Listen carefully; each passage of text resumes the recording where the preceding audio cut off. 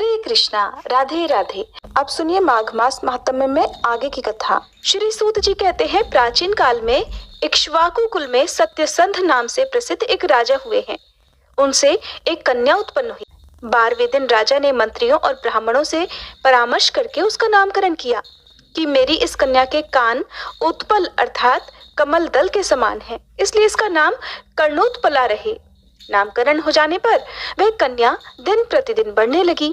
धीरे धीरे वह तरुणावस्था को प्राप्त हुई। उसे देखकर राजा ये विचार करने लगे कि मैं अपनी इस कन्या का विवाह किसके साथ करूं? इसके योग्य वर तो इस पृथ्वी पर कोई है ही नहीं। इस समय मुझे क्या करना चाहिए? इस प्रकार सोचते विचारते हुए अंत में वे इस निश्चय पर पहुंचे कि चलकर ब्रह्मा जी से ही पूछ लेना चाहिए। वे जिसको कहेंगे उसी के साथ मैं अपनी कन्या का विवाह कर दूंगा।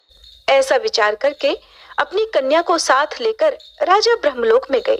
जिस समय वे वहां पहुंचे उस समय ब्रह्मा जी के लिए संध्या काल आ पहुंचा था। इसलिए ब्रह्मा जी संध्योपासना के लिए उत्सुक होकर समाधि लगाकर बैठ गए और अपने अंतःकरण में अष्टदल कमल की कर्णिका पर स्थित ज्योति स्वरूप ब्रह्म का साक्षात्कार करने लगे।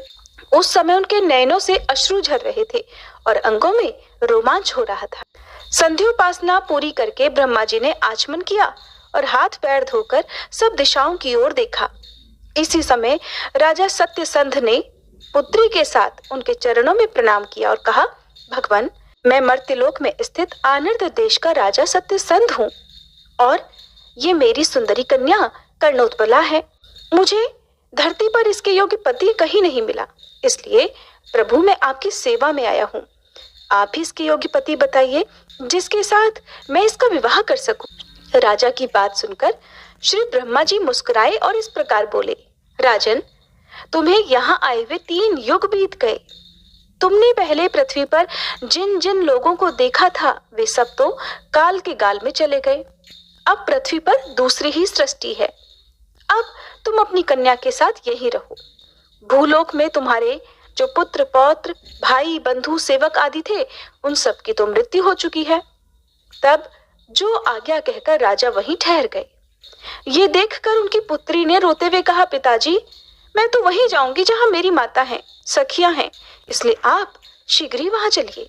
तब राजा के मन में अपनी पुत्री के प्रति अपार स्नेह उमड़ आया और उसे साथ लेकर वे अपने देश को वापस लौटे। वहां गए तो देखते हैं कि जहां पहले स्थल था अब वहां पर जलाशय लहराते हैं और जहां जल था उस स्थान में दुर्गम स्थल प्रदेश दिखाई दे रहे हैं। उस देश में और ही लोग थे और ही प्रकार के धर्म प्रचलित हो गए थे। वे पूछने पर भी किसी के साथ कोई भी संबंध का अनुभव कर ही नहीं पा रहे थे। मर्त्यलोक की वायु का स्पर्श होते ही वे दोनों वृद्धावस्था से ग्रस्त हो गए। उस समय राजा ने पूछा कि यहाँ का राजा कौन है, ये देश कौन सा है और ये नगर कौन सा है? तब वहां के लोगों ने बताया कि इस देश का नाम तो आनर्त है। धर्मा के बृहद्वल इस देश के राजा हैं। ये प्राप्तिपुर नगर है और साबरमती अर्थात साबरमती नदी यहाँ पर बह रही है। इसी का ये गर्ता नाम से प्रसिद्ध तीर्थ है जहाँ शांत जितेंद्रिय श्रेष्ठ गुणों में तत्पर तपस्या में लीन महान सौभाग्यशाली तथा स्नान और जप में लगे हुए ये मुनिगण निवास करते हैं। ये सुनकर राजा सत्यसंध अपनी कन्या के साथ दुख शोक से आतुर होकर फूट फूट कर रोने लगे। उन दोनों वृद्धों को रोते देखकर दयावश वहां आसपास के सभी लोग एकत्र हो गए और पूछने लगे, बूढ़े बाबा, तुम इस वृद्धा के साथ दुख से पीड़ित होकर क्यों रो रहे हो? क्या तुम्हारी कोई प्रिय वस्तु नष्ट हो गई है? तब राजा ने कहा, मैं ही पहले इस अनर्थ देश का राजा था और मेरा नाम सत्यसंध है और ये मेरी पुत्री कर्णोत्पला है। मैं इसके विवाह के निमित्त वर का निश्चय करने के लिए ब्रह्मा जी से पूछने के उद्देश्य से यहाँ से ब्रह्मलोक को गया था। वहां 2 घड़ी मुझे ठहर जाना पड़ा। उसके बाद जब लौटकर यहाँ आया तो इस पृथ्वी पर सब कुछ बदला हुआ देख रहा हूँ। ये सुनकर वहां के लोगों ने राजा बृहद्वल के पास जाकर सारा वृत्तांत कह सुनाया। सुनकर राजा बृहद्वल वहां पैदल ही आए और उन्हें प्रणाम करके हाथ जोड़ते हुए कहने लगे, महाराज, आपका स्वागत है। मुझ सेवक के साथ अपना ये राज्य पुनः सादर ग्रहण कीजिए। तब राजा सत्यसंध ने भूपाल बृहद्वल को हृदय से लगाया और उनका मस्तक सूंघकर कहने लगे, वत्स, मैंने तो बहुत समय तक राज्य किया, नाना प्रकार के दान दिए और पूर्ण दक्षिणा वाले अश्वमेध आदि यज्ञों से यज्ञ पुरुष की आराधना भी की है। अब इस पुत्री के साथ तपस्या करूंगा, जिससे इसको पुनः पूर्ववत तरुणावस्था प्राप्त हो जाए। सुनकर बृहद्वल बोले, प्रभु, मैंने परंपरा से ये सारी बातें इस प्रकार सुनी हैं कि राजा सत्यसंध अपनी कन्या को साथ लेकर कहीं चले गए थे, फिर वापस लौटकर कभी नहीं आए। उनके मंत्रियों ने बहुत दिनों तक उस राज्य का पालन किया। इसके बाद उन्हीं के पुत्र सुहै का उन्होंने राज्याभिषेक कर दिया।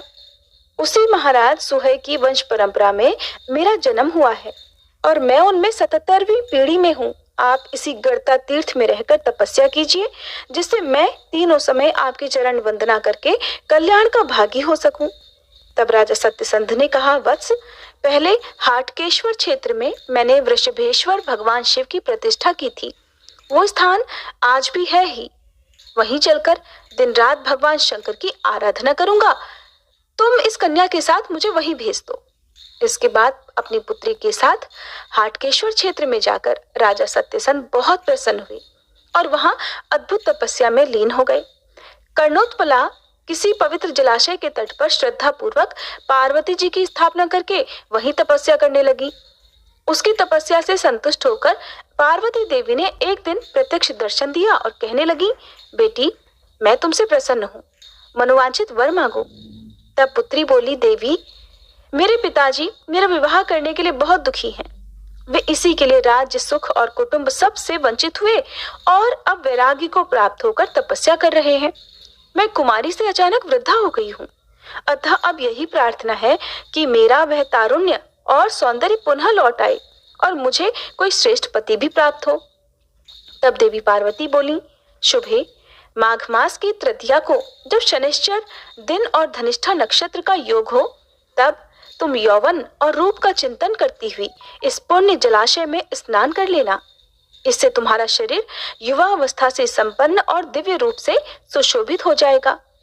दूसरी कोई स्त्री भी जो इस दिन इसी उद्देश्य से यहाँ स्नान करेगी, ऐसे ही दिव्य रूप से सुशोभित होगी। ऐसा कहकर देवी पार्वती जी अंतर्ध्यान हो गई। फिर वह योग आने पर कर्णोत्पला ने रूप, सौभाग्य, यौवन तथा अन्य मनोरथों का चिंतन करके आधी रात को जल में प्रवेश किया।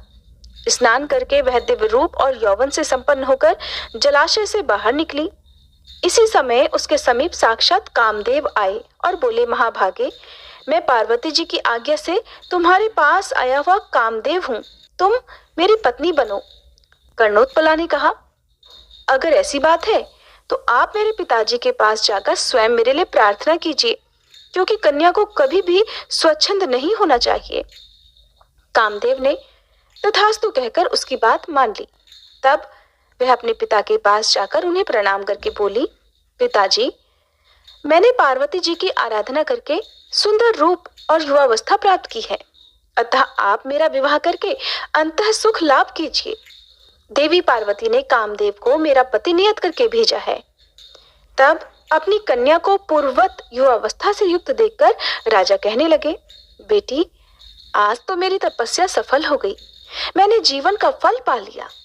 इतने में ही कामदेव ने आकर प्रार्थना की, हे राजन, आप अपनी कन्या मुझे प्रदान कर दीजिए। इसके लिए पार्वती देवी ने स्वयं मुझे यहाँ भेजा है। तब राजा ने ब्राह्मणों के वचन से अग्नि को साक्षी बनाकर अपनी कन्या का विवाह कामदेव के साथ कर दिया। वह रति के बाद कामदेव की प्रीति का पात्र हुई, इसलिए प्रीति नाम से विख्यात हुई। जिस जलाशय पर उसने तपस्या की वह कर्णोत्पला तीर्थ के रूप में प्रसिद्ध हुआ। जो भी स्त्री और पुरुष माघ के महीने में उसमें स्नान करते हैं, उन्हें प्रयाग स्नान का फल प्राप्त होता है और कभी बंधुओं के वियोग का कष्ट नहीं भोगना पड़ता। श्री सूत जी कहते हैं, अब एक और वृतांत सुनो। याज्ञवल्क्य जी के 2 पत्नियां थीं, दोनों ही सब प्रकार के सद्गुणों से संपन्न थीं। उनमें से जो बड़ी स्त्री थी उसका नाम मैत्रेयी था और छोटी का नाम कात्यायनी था। उन दोनों के द्वारा निर्मित 2 सुंदर कुंड हाटकेश्वर क्षेत्र में विद्यमान हैं। वहां स्नान करने वाले मनुष्य महान अभ्युदयकारी उत्तम लोकों को जाते हैं। कात्यायनी और पतिव्रता शांडिली के 2 उत्तम तीर्थ और हैं, जहां परम वैराग्य को प्राप्त होकर आई हुई कात्यायनी को शांडिली देवी ने बोध कराया था, जो नारी मार्गशीर्ष शुक्ल पक्ष की तृतीया को वह एकाग्रचित्त होकर स्नान करती है, वह अखंड सौभाग्यवती होती है। जो स्त्री दुर्भाग्य युक्त, कानी, बूढ़ी और नाटी है, वह भी उस तीर्थ में स्नान करने के प्रभाव से अपना अभीष्ट मनोरथ प्राप्त कर लेती है। एक दिन कात्यायनी फल लेने के लिए अपने आश्रम से बाहर निकली। उस समय उसने शांडिली को देखा। वह पति के पास हाथ जोड़कर विनीत भाव से झुकी हुई सी खड़ी थी और उसके पति भी अनुराग युक्त हृदय और प्रसन्नता पूर्ण दृष्टि से उसी का मुख निहारते हुए गुण दोष का विवेचन कर रहे थे। उन दोनों पति पत्नी को एक दूसरे से अत्यंत प्रसन्न देखकर कात्यायनी अपने मन में ये विचार करने लगी कि ये तपस्विनी धन्य है, जिसका पति इसके मुख की ओर प्रेम से देखते हुए गुण दोषों का विवेचन कर रहा है। पत्नी के प्रति इसके हृदय में तो अत्यंत अनुराग और स्नेह है। ये सब सोचती हुई पतिव्रता कात्यायनी अपने आश्रम में चली गई। उसके बाद एक समय जब शांडिली के पति किसी काम से बाहर चले गए, तब एकांत में बैठी हुई शांडिली के पास कात्यायनी गई और बड़े आदर से बोली, कल्याणी, मुझे कोई ऐसा उपदेश दो जिससे पति स्त्री के प्रति विशेष प्रेम रखने वाला हो, वह कभी भी अपनी पत्नी का कड़वे वचनों से अपमान न कर सके। तब शांडिली बोली, साध्वी सुनो, मैं तुमसे एक रहस्य की बात बताती हूँ। मेरे पिता मुनिवर शांडिल्य जब नई अवस्था के थे, तब कुरुक्षेत्र में आश्रम बनाकर रहते थे। वहीं पर मैं उनकी इकलौती कन्या उत्पन्न हुई। उस तपोवन में ही मैं क्रमशः बड़ी हुई और होम के समय पिताजी की यथायोग्य सेवा करती रही। प्रतिदिन उनके लिए निवार आदि धान्य लाया करती थी। एक समय मेरे पिता के आश्रम में मुनिश्रेष्ठ नारद जी आए। मैंने पिताजी की आज्ञा से उनके पैर धोकर स्नान आदि कराया और उनकी थकावट दूर की। भोजन के अंत में जब मुनि सुख से विराजमान हुए, तब मेरी माता ने उनसे विनय पूर्वक पूछा, हे मुनिवर, ये हमें एक कन्या पैदा हुई है जो हमें प्राणों से भी अधिक प्यारी है। अतः इसके लिए कोई सुखदायक पति प्राप्त हो, ऐसा उपाय बताइए। कोई व्रत, नियम, होम, मंत्र हो तो बताइए, जिसके करने से इसको कोमल स्वभाव वाला सद्गुणी पति प्राप्त हो, जो प्रिय बोलने वाला तथा पर स्त्री से विमुख रहने वाला हो। मेरी माताजी का ये वचन सुनकर नारद जी कहने लगे कि हाटकेश्वर क्षेत्र में पंचपिंडा गौरी हैं, जिनकी स्थापना स्वयं पार्वती देवी ने की है। उन्हीं पंचपिंडा गौरी की ये 1 वर्ष तक प्रत्येक तृतीया को अत्यंत श्रद्धा के साथ पूजा आराधना करे। इस प्रकार वर्ष समाप्त होने पर ये यथा योग्य पति प्राप्त कर लेगी। ऐसा कहकर माता से विदा लेकर मुनि श्रेष्ठ नारद जी प्रसन्नता पूर्वक तीर्थ यात्रा को चले गए। ये वृत्तांत सुनाकर शांडिली ने कहा, हे कात्यायनी, कुमारी होते हुए भी मैंने नारद जी की आज्ञा से उत्तम पति की इच्छा रखकर मार्गशीर्ष मास से आरंभ करके 1 वर्ष तक प्रत्येक तृतीया को भक्ति पूर्वक पंचपिंडा गौरी की आराधना की और गंध, माल्य, अनुलेपन, तरह तरह के दान और नैवेद्य आदि के द्वारा उनका पूजन किया। उसी के प्रभाव से मुझे ये जैमिनी नाम वाले श्रेष्ठ द्विज पति रूप में प्राप्त हुए हैं। अतः कल्याणी, तुम भी इन पंचपिंडा गौरी की पूजा करो, इससे तुम्हें उत्तम सौभाग्य की प्राप्ति होगी। शांडिली का कथन सुनकर कात्यायनी ने उसे प्रणाम किया और प्रसन्नता पूर्वक अपने घर लौट आई। मार्गशीर्ष मास आने पर तृतीया तिथि को शुभ दिन में कात्यायनी ने गौरी देवी का पूजन किया और 1 वर्ष तक वह इस नियम का पालन करती रही। उसने मिष्ठान आदि सरस भोजनों से गौरी देवी को तृप्त किया। फिर वर्ष पूरा होने पर उसके पति याज्ञवल्क्य स्वयं उसके पास आए और प्रेम पूर्वक बोले, शुभे, चलो चलो अपने घर चलें। ऐसा कहकर वे कात्यायनी का दाहिना हाथ पकड़कर उसे अपने घर लिवा ले गए और मैत्रेयी के साथ जैसा उनका बर्ताव था वैसा ही बर्ताव वे कात्यायनी के साथ भी करने लगे। उसके बाद कात्यायनी से उन्होंने एक गुणवान पुत्र उत्पन्न किया जिसका नाम कात्यायन था। वह यज्ञ विद्या में परम निपुण था। कात्यायन के पुत्र वर रुचि हुए जो समस्त गुणों के समुद्र, सर्वज्ञ और वेदों के पारंगत विद्वान हुए। उन्होंने हाटकेश्वर क्षेत्र में विद्यार्थियों के लाभ के लिए श्री गणेश जी की स्थापना की है। चतुर्थी और शुक्रवार के योग में उन गणेश जी की विशेष रूप से आराधना करके द्विज वेद वेदांगों का पारंगत विद्वान होता है। श्री सूत जी कहते हैं, कात्यायन ने हाटकेश्वर क्षेत्र में वास्तुपद नामक उत्तम तीर्थ का निर्माण किया था, जो मनुष्यों की समस्त कामनाओं को देने वाला है। वहां पर 48 देवताओं की पूजा होती है, जो पूजित होने पर उसी क्षण सिद्धि प्रदान करते हैं। याज्ञवल्क्य के पुत्र कात्यायन और विश्वकर्मा जी ने वहां संसार के हित के लिए शाला कर्म आदि करके वास्तु पूजा की थी। इसलिए उस क्षेत्र में वास्तुपद नामक तीर्थ प्रसिद्ध हुआ। इसीलिए हमारे धर्म में वास्तुशास्त्र को भी इतनी इम्पोर्टेंस दी जाती है। उसके दर्शन करने पर मनुष्य पाप से तथा कर्मनाश के दोष से छूट जाता है।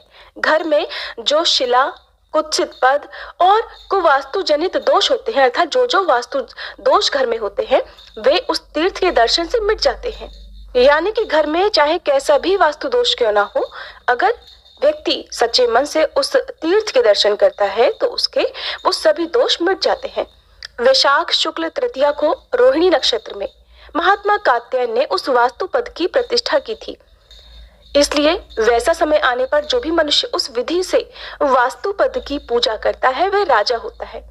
शिल्प आदि की दृष्टि से दोषयुक्त और उपद्रव पूर्ण घर को पाकर भी मनुष्य यदि उस तीर्थ का संयोग प्राप्त कर ले तो उसी दिन से उसके घर में सुख शांति छा जाती है। यानी कि इन सभी तीर्थों में स्नान करने का या उनके दर्शन करने का जो महत्व बताया गया है वो एक विशेष संयोग में, एक विशेष शुभ मुहूर्त में ही आपको करना चाहिए, तभी उसके फल की प्राप्ति होती है। श्री सूत जी कहते हैं, हे ब्रह्म ऋषियों, जिस समय सर्वलोक हितकारी राजा अजापाल राज्य करते थे उस समय संपूर्ण व्याधियां उनके यहाँ बकरी के रूप में रहती थीं। व्याधियां अर्थात बीमारियां उनको अपने अधीन सुरक्षित रखने के कारण ही वे अजापाल कहलाते थे और वे उन सभी बकरियों को रात में ले आकर एक स्थान पर रख देते थे। इसलिए उन अजाओं का अर्थात उन बकरियों का आश्रय स्थान अजागृह के नाम से प्रसिद्ध हुआ। हाटकेश्वर क्षेत्र में अजागृह नामक जो तीर्थ है वह दर्शन करने पर धरती के सभी मनुष्यों के पापों का नाश करने वाला है। हे विप्रवरों, उस क्षेत्र में एक समय कोई तपस्वी रूपधारी ब्राह्मण आया और तीर्थ यात्रा के प्रसंग से रात में वहां ठहरा। उसने उस अजावृंद को निर्भय बैठा देखकर यह अनुमान किया कि यहाँ निश्चय ही कोई मनुष्य रहता होगा, नहीं तो रात को इस वन में रक्षक से रहित पशु भला कैसे टिक सकते हैं। वो रक्षक कहीं से आता ही होगा, इसलिए मैं भी निर्भय होकर यहीं रहूंगा। इस प्रकार विचारते हुए वह तपस्वी ब्राह्मण वहीं सो गया। सोते सोते उसकी सारी रात बीत गई। सोकर उठने पर वह बहुत थका सा हो गया। सवेरा होने पर जब उसने अपने शरीर की ओर देखा तो उसने अपने आप को कोढ़ आदि रोगों से घिरा पाया। उस स्थान से एक कदम भी कहीं और जाने की शक्ति उसमें नहीं रह गई थी। उन भयंकर रोगों से युक्त होकर अब वह सोचने लगा कि क्या कारण है, मेरा शरीर अचानक ऐसा हो गया। इतने में ही वहां एक तेजस्वी पुरुष आए। उन्होंने उस अजायूथ को तरह तरह नामों से पुकारा और बाएं हाथ में डंडा लेकर सबको चराने के लिए ले चला। इसी समय उनकी दृष्टि भय और रोगों से घिरे हुए उस ब्राह्मण पर पड़ गई जो कहीं भी आने जाने में असमर्थ था। तब राजा ने बड़े आदर से पूछा, हे ब्राह्मण देवता, आप कौन हो जो इस दशा में इस स्थान पर आए हो? मेरे राज्य में तो कहीं किसी को भी किसी भी प्रकार का कोई रोग ही नहीं है। आपने भी मेरा नाम तो सुना ही होगा। मैं ही राजा अज हूँ। लोगों के हित के लिए मैं सभी रोगों को अजा के रूप में एकत्र करके उनकी रखवाली किया करता हूँ। आपके शरीर में जो रोग है उसे बताओ, जिससे मैं उस रोग को भी बांध लूं। ब्राह्मण ने कहा, राजन, मैं तो तीर्थ यात्रा में तत्पर होकर समस्त भूमंडल पर भ्रमण करता हूँ। क्रमशः घूमता हुआ इस हाटकेश्वर क्षेत्र में आया हूँ। इन पशुओं को देखकर यहाँ किसी भी मनुष्य के स्थित होने की संभावना करके रात में मैं यही इनके पास ही सो गया था। सवेरा होने पर जब अपने शरीर की ओर देखा तो यह कोढ़ आदि रोगों से घिरा हुआ था। हे राजन, ऐसा होने का क्या कारण है, इसे मैं तो ठीक ठीक नहीं समझ सका। अब जिस प्रकार मेरा शरीर निरोगी हो जाए वह उपाय करो। तब राजा अजापाल ने उन रोगों से कहा, किसने मेरी आज्ञा भंग की है? तब वो सभी रोग जो उन ब्राह्मण देवता के शरीर में प्रवेश कर गए थे कहने लगे, राजन, इस काम में आप हम लोगों पर क्रोध ना करें। इस ब्राह्मण के शरीर में राज यक्षमा, कोढ़ और खुजली, इन तीनों रोगों का आवेश हुआ है और ये तीनों ही संसर्गज रोग हैं, अर्थात संक्रमण से फैलने वाले रोग हैं। इनमें से प्रथम तो दो रोग जो अमिट हैं, जो कभी नाश ही नहीं हो सकते, कभी खत्म नहीं हो सकते, इन दोनों के लिए ब्रह्मा जी का शाप है जिससे इनकी निवृत्ति नहीं होती। अतः इस विषय में आपको जो भी ठीक लगे वो करो। इस ब्राह्मण ने स्वयं ही इन तीनों अजाओं अर्थात रोगों का स्पर्श कर लिया था। यानी कि वहां पर जितनी भी बकरियां थी वो सभी रोगों के नाम पर थी। जितनी भी बीमारियां होती हैं उन सभी के नाम पर वहां पर उन बकरियों को लाया गया था। ये 3 रोगों वाली बकरियों को जब ब्राह्मण ने छू लिया था तब उन्हें इस प्रकार का रोग हो गया था। इसलिए वे रोग कहने लगे कि अतः जब तक इसका शरीर रहेगा वे 2 रोग तो अवश्य ही बने रहेंगे। कौन से 2 रोग? राजयक्ष्मा और कोढ़। राजयक्ष्मा टीबी को कहते हैं, टीबी की जो बीमारी हो जाती है, और दूसरा कोढ़ जिसके बारे में सभी लोग जानते हैं। रोगों की ये बात सुनकर राजा अजापाल वहीं ठहर गए। फिर ब्राह्मण से कहने लगे, हे ब्राह्मण देवता, आपको भय नहीं करना चाहिए। इस भयंकर रोग से मैं तुम्हारी रक्षा करूंगा। ऐसा कहकर राजा ने फिर बहुत भारी तपस्या की। वे भक्ति पूर्वक दिन रात उस क्षेत्र की देवी की आराधना करने लगे। मुंड, अथर्वशीर्ष, क्षेत्रपाल सूक्त तथा वास्तु सूक्त के मंत्रों द्वारा देवी की स्तुति करते हुए सरसों, लाल फूल, गुग्गल और धूप की आहुति देते थे। उसके बाद नील रुद्र का विशेष रूप से जप किया करते थे। एक समय जब रात हो रही थी, उनके होम कुंड से मंत्रों द्वारा आकृष्ट हुई उस क्षेत्र की देवी धरती फोड़कर प्रकट होकर बोली, राजन, मैं इस क्षेत्र की अधिष्ठात्री देवी हूँ। इस होम के प्रभाव से तुम पर प्रसन्न होकर मैं पृथ्वी से निकली हूँ। महाभाग, तुम्हारा जो कार्य हो उसे बताओ, मैं पूर्ण करूंगी। आप में से बहुत से लोग जानते होंगे कि हर क्षेत्र के देवी देवता होते हैं जिनकी पूजा बहुत विधि विधान से की जाती है। क्षेत्रपाल होते हैं, ग्राम देवता होते हैं जिनका पूजन यदि हम करने में भूल जाएं, जिन्हें किसी भी शुभ अवसर पर यदि हम भूल जाते हैं तो कहते हैं उस गांव पर, उस क्षेत्र पर बड़ा भारी संकट आ जाता है। अब वो संकट चाहे किसी भी रूप में क्यों ना हो। ये सारी प्रथाएं, ये सारे पूजन आपको गांव में जरूर देखने को मिल जाते होंगे। अगर आप भी इस बारे में जानते होंगे तो हो सके मुझे जरूर बताइएगा। देवी की बात सुनकर राजा कहने लगे, देवी, आप सदा इसी स्थान पर निवास करो जिससे रोगों के संसर्ग जनित दोष इस भूमि से विदा हो जाएं और ये ब्राह्मण देवता जैसे भी रोग मुक्त हो वैसा उपाय कीजिए। तब क्षेत्र देवी बोली, राजन, इस स्थान को मैंने सभी व्याधियों के दोषों से रहित कर दिया, अर्थात सभी बीमारियों से मुक्त कर दिया। आज से मैं सदा यहीं निवास करूंगी। इस समय से जो भी व्याधिग्रस्त पुरुष इस स्थान पर आएगा और भक्ति पूर्वक मेरी पूजा करेगा वह पूर्णतः निरोगी हो जाएगा। इसलिए आज ये ब्राह्मण आदर और भक्ति के साथ पवित्र और एकाग्र चित्त होकर मेरी पूजा करे। इस क्षेत्र में एक दूसरा प्रसिद्ध तीर्थ है चंद्रकूपिका, उसमें ये ब्राह्मण देवता प्रतिदिन स्नान करें। पूर्व काल में दक्ष के शाप से क्षय रोग से ग्रस्त हुए महात्मा चंद्रदेव ने अपने स्नान के लिए उस कूप का, अर्थात उस कुएं का, उस कुंड का निर्माण किया था।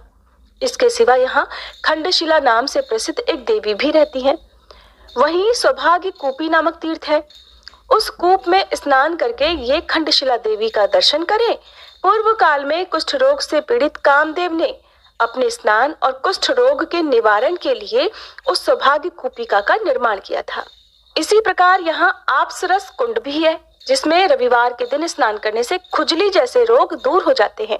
इसके बाद ब्राह्मण देवता ने परम पवित्र चंद्रकूपिका में स्नान करके भक्ति भाव से देवी का पूजन किया।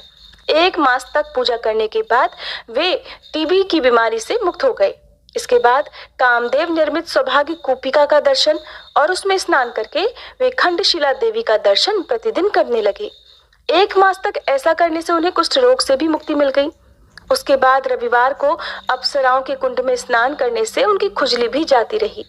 रोग मुक्त होकर वह ब्राह्मण अत्यंत तेजस्वी दिखाई देने लगे। उन्होंने फिर बहुत प्रसन्न होकर राजा को आशीर्वाद दिया और उनसे विदा लेकर वे अभीष्ट स्थान को चले गए। इसके बाद राजा अज पुनः अपनी पत्नी के साथ पाताल लोक में हाटकेश्वर जी के समीप चले गए। अजाग्रह में स्थित होने के कारण उस क्षेत्र की देवी सब और अजाग्रह के नाम से विख्यात हुई। आज भी राजयक्षमा से ग्रस्त हुआ मनुष्य उस विधि से देवी का पूजन करता है तो वह शीघ्र ही निरोगी हो जाता है। हजारों साल पुराने ये तीर्थ, ये कुंड बहुत सारे मुगल शासकों द्वारा नष्ट कर दिए गए हैं, जिस कारण से अब इनका अस्तित्व भी पता नहीं चलता। बहुत सारे तीर्थ ऐसे हैं, बहुत सारे कुंड ऐसे हैं जिनका वर्णन आपको केवल पुराणों में ही सुनने को मिल सकता है, क्योंकि इनका अस्तित्व ही नहीं रह गया है। ऐसे ही एक कुंड जिसमें कामदेव ने स्नान करके अपने कुष्ठ रोग से मुक्ति पाई थी, ऐसा वर्णन मिलता है कि उत्तर प्रदेश के बलिया जिले में ये कुंड है। वहीं पर एक पोखरा है जिसे रानी का पोखरा के नाम से अब जाना जाता है। क्योंकि नाम बदल दिए गए हैं, इसलिए आपको इनके वास्तविक रूप की जानकारी केवल पुराणों की कथाएं सुनने से ही प्राप्त हो सकती हैं। श्री सूत जी यहाँ पर ऋषियों को एक ऐसी पतिव्रता की शक्तियों के बारे में बता रहे हैं जिसने अपनी पतिव्रता शक्ति से अपने मरे हुए पति को पुनः नवजीवन की प्राप्ति कराई थी। श्री सूत जी कहते हैं, पूर्व काल में श्रेष्ठ नगर वर्धमानपुर में वीरशांत नाम से विख्यात एक ब्राह्मण रहा करते थे। वे वेद विद्या में प्रवीण थे। उनके एक कन्या उत्पन्न हुई जो प्रमाण से बहुत बड़ी थी, परंतु वह कुमारी धीरे धीरे युवावस्था को प्राप्त हुई। प्रमाण से अधिक बड़ी यानी कि अपनी उम्र के हिसाब से बहुत लंबी चौड़ी थी। किसी भी पुरुष ने जब वह बड़ी हुई तो उसका वरण नहीं किया, उसे अपनी पत्नी रूप में स्वीकार नहीं किया। इस कारण सभी लोग उस कुमारी को बहुत बड़ी बताकर त्याग दिया करते थे। इससे वैराग्य को प्राप्त होकर उस कुमारी ने घोर तपस्या की। इस प्रकार तपस्या में लीन हुई उस कन्या के समीप राज संपदा उपस्थित हुई। उस समय देवराज इंद्र ने उसे प्रत्यक्ष दर्शन देकर कहा, हे शुभे, तुम कन्यावस्था में ऋतुकाल को प्राप्त हुई हो, इस कारण सदोष हो गई हो। अतः किसी पति का वरण करो जिससे पतिव्रता को प्राप्त होगी। ये सुनकर उस कन्या को बड़ी लज्जा हुई। उसने वर्धमानपुर में जाकर हाथ उठाकर कहा कि अगर कोई कुलीन ब्राह्मण मेरे साथ विवाह करे तो मेरी आधी तपस्या उसकी हो जाएगी और मैं उसका कल्याण करूंगी। ये सुनकर किसी कोढ़ी ब्राह्मण ने उसे बुलाकर कहा कि अगर तू सदा मेरे कहे अनुसार चलेगी तो मैं तुझसे विवाह कर लूंगा। सुनकर कुमारी बोली, हे ब्राह्मण, तुम शास्त्रोक्त विधि से मेरा पाणी ग्रहण करो, मैं तुम्हारी प्रत्येक आज्ञा का पालन करूंगी। इसके बाद ब्राह्मण ने ग्रह सूक्त्रोक्त विधान से देवता, अग्नि और गुरु के पास उस कुमारी का पाणी ग्रहण कर लिया, अर्थात उससे विवाह कर लिया। विवाह के बाद दीर्घिका ब्राह्मणी अपने पति से बोली, नाथ आज्ञा दीजिए, इस समय मैं आपकी क्या सेवा करूं। तब वह ब्राह्मण कहने लगा, हे सुंदरी, मैं तुम्हारी सहायता से 68 तीर्थों में स्नान करना चाहता हूँ, अगर ये कार्य कर सको तो करो।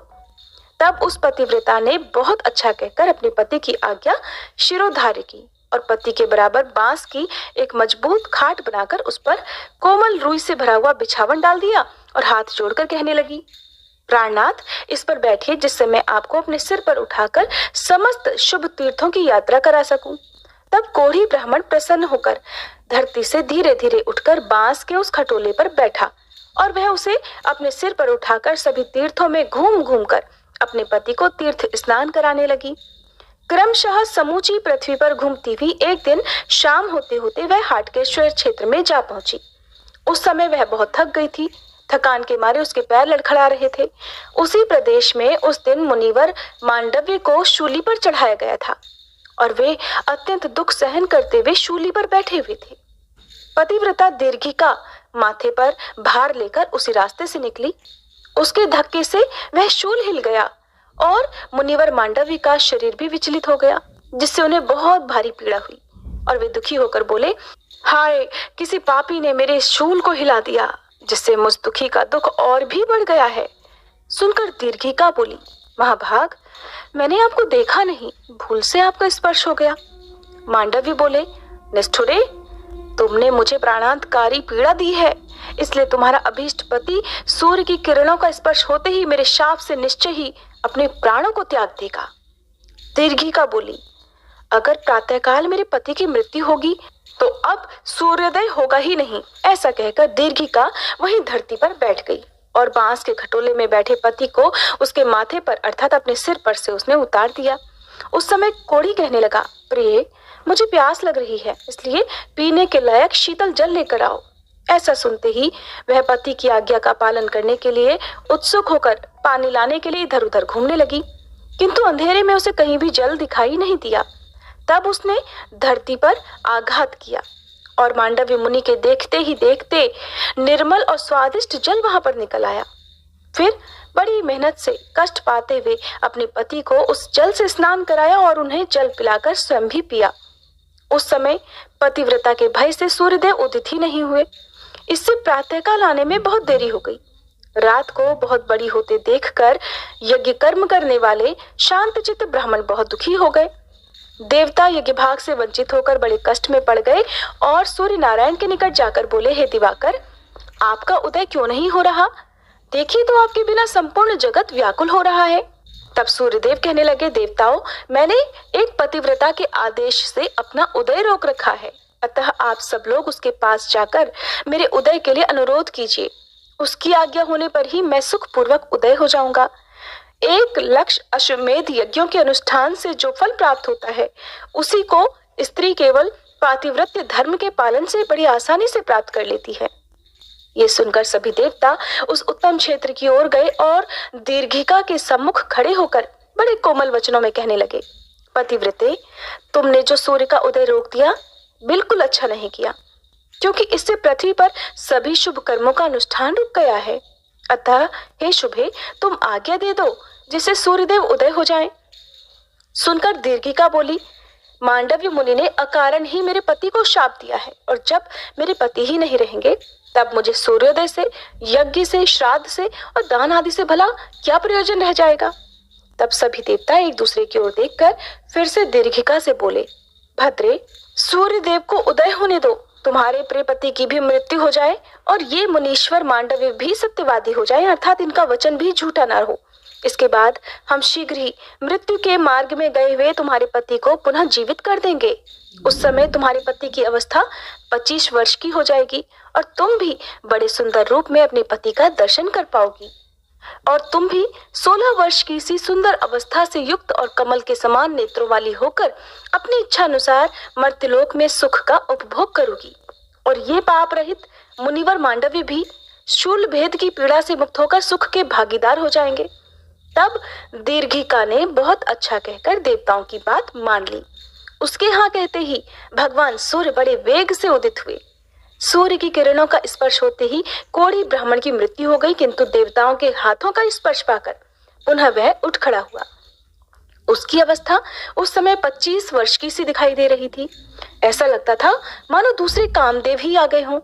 उसे अपने पूर्व जन्म की सभी बातों का स्मरण था, इसलिए इस नए जन्म से उसे बड़ा हर्ष हो रहा था।